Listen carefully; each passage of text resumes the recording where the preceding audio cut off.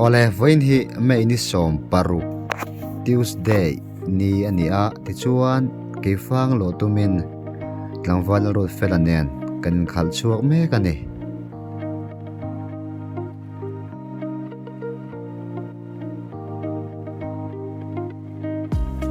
ala hei kan kalna tur peng kan thleng chia ke pui ara tlangwal road fela charme ka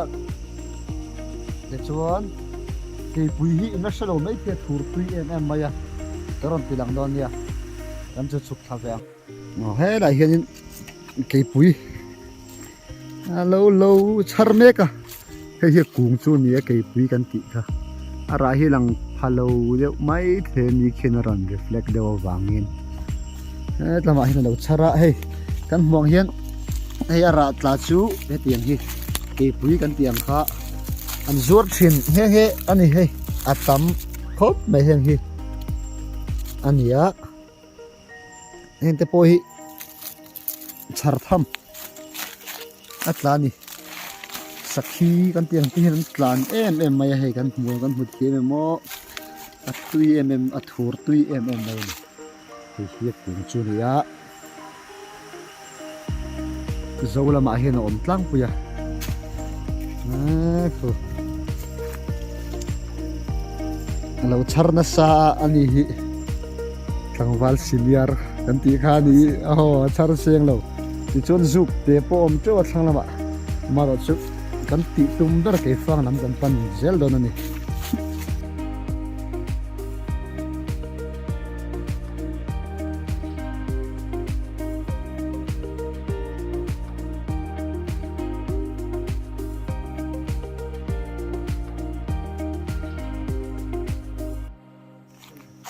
tuna kan mu me khi sakhi thei kan ti thin khan ni he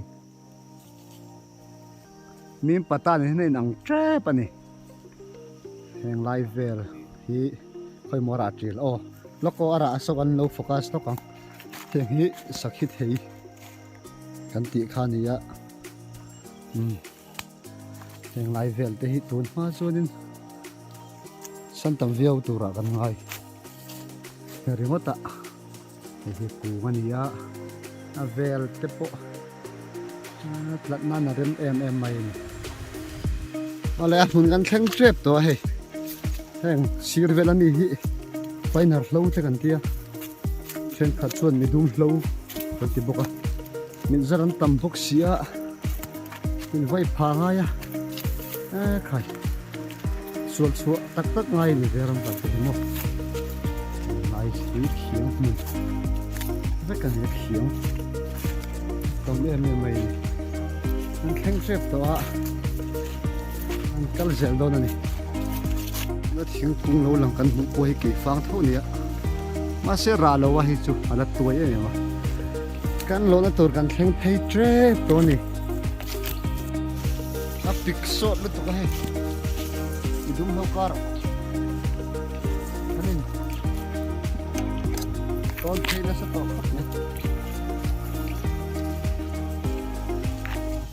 Wow.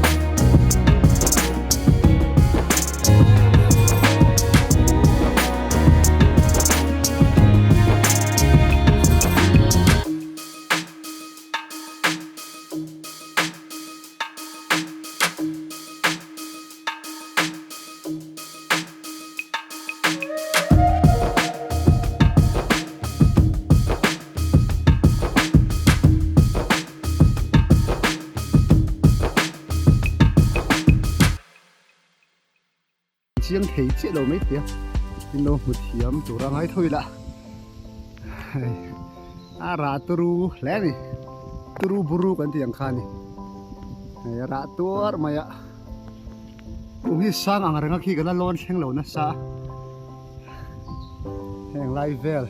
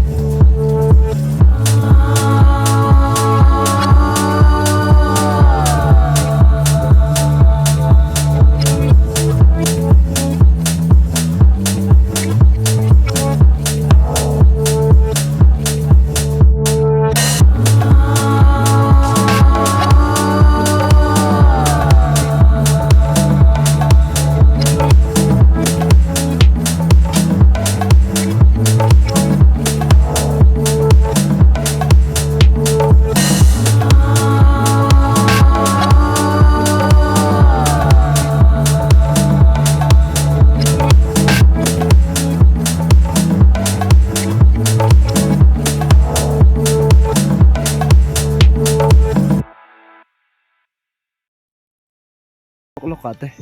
helo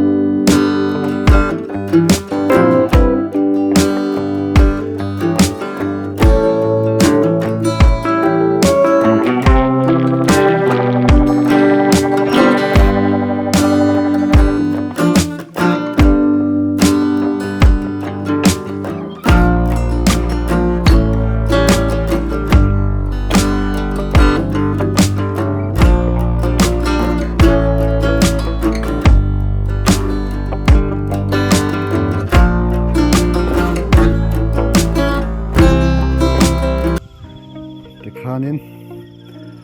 kan lo cham lo wa ani hola ma hian ke pui kan char lenga chakok klem kan da hole bokanga ti chuan in lam kan pan to don ani he lai hian a kung lian pui tunani ron lan na hian nei poida ara bor hle maya ma se kan lo pe to thot lo ni atam hle mai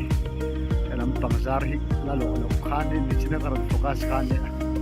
chalam pang hi kan lo na ania kalve du nam ta gen hi chu an lo tan kan khe lo na ni kan chu tha zeda ta hen Keifang pakhat lo om le a he Keifang kung bokania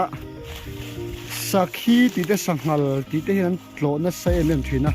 sai kan mu ta kang hian khi lai khian zo pai da thang te kan ti kha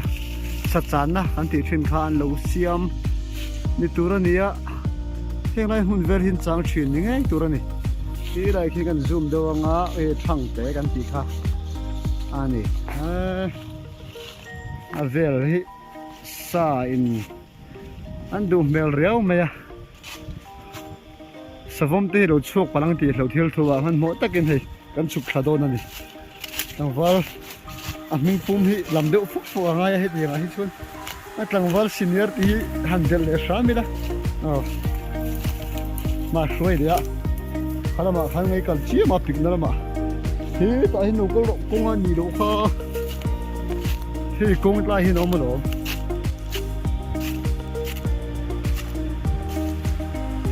ta hian chuk thlang ta a rau kong rau ding nam panga kan lak lo lu to ka nu na khoi tur ba kan hu zo le tek lawa ti te hian ke pui lo turin kan chuk le mek don ani hala hola kan hole ne ka ti chuanin Keifang kan du khapan mo to a ke pui lam kan pan le ne ka ke pui kan lo le don ani ai hola ma ke pui kan ti kha char le a boi thak khop mai ruin min nan vai chuanin min nan vai chuana boi thak don he ka ko ta mi ang he ne ke pui chu tiang he mo he hi ku mania a ra chu khi dum tle ma la om ve ni tril no to wang na tam to na wala ti khanin kan du to nai nga kong pui kan thleng to a kha với nó kan Keifang lo lẽ Chheh ve la ram da thei chu ni in zo voi chunga kan lo me